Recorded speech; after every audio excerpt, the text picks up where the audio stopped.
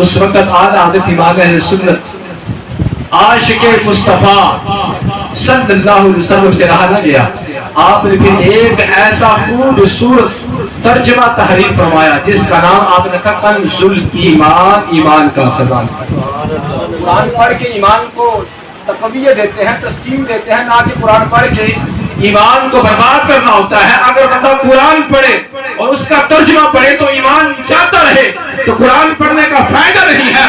ارے قرآن پڑھنے کا تب ہی فائدہ ہوگا جب اس کا ترجمہ صحیح پڑھا جائے گا۔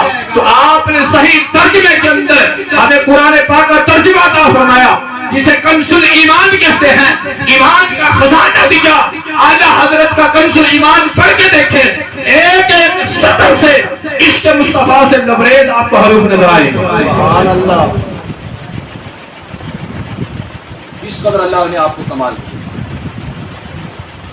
اور آپ کا عشق مصطفیٰ کا انداز کیا تھا، اور حضور کی اہل بیت کا ادب کیسے کرتے تھے۔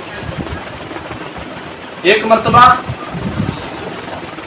آپ کا کسی نے ٹائم لیا خطاب کے لیے، آج تو ہم علماء کی قدر نہیں نہ کرتے، اس وقت لوگ علماء کی قدر کرتے تھے۔ کیوں؟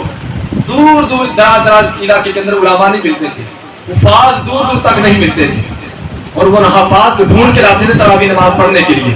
یہاں تو ہم نے نماز تراویح کا اہتمام کیا تو لوگ پڑھنے نہ آئے، الٹے فتوے لگائے گئے، اور یہاں پہ تو کم ثواب ملنے کے بھی فتوے ملے ہمیں، اور یہاں پہ نماز نہ ہونے کے فتوے بھی ملے ہمیں، لیکن ہم پھر بھی اپنا عشق اور پیار لے کے یہاں پہ اپنے اس کام اور استقامت پہ ڈٹے رہے۔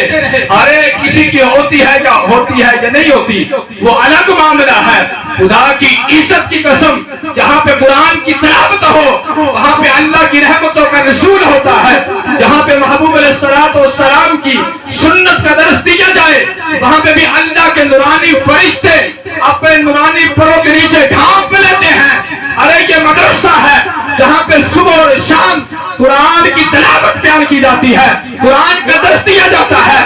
اگر قرآن پڑھنا یہاں پہ جائز ہے، کیا نماز تراویح کے اندر قرآن پاک سننا ناجائز ہوگا؟ یہ ایک میری سوال ہے، اس لیے ہم تو یہاں پہ دین کا درد لے کے بیٹھے ہوئے ہیں، ورنہ دین کا درد نہ ہوتا تو کب سے یہاں سے اپنی اڑان اڑا کے کہیں نہ کہیں اور چلے جاتے۔ ہمیں یہاں بھی یہ مجلسیں کرنے کا کیا فائدہ؟ کسی سے پیسے مانگے ہو، آپ سے کسی سے تبرک شریف کریے یا کسی اور چیز کریے، یہ ہر ماہ جو پروگرام کیا جاتا ہے اس کا مقصد صرف ایک ہی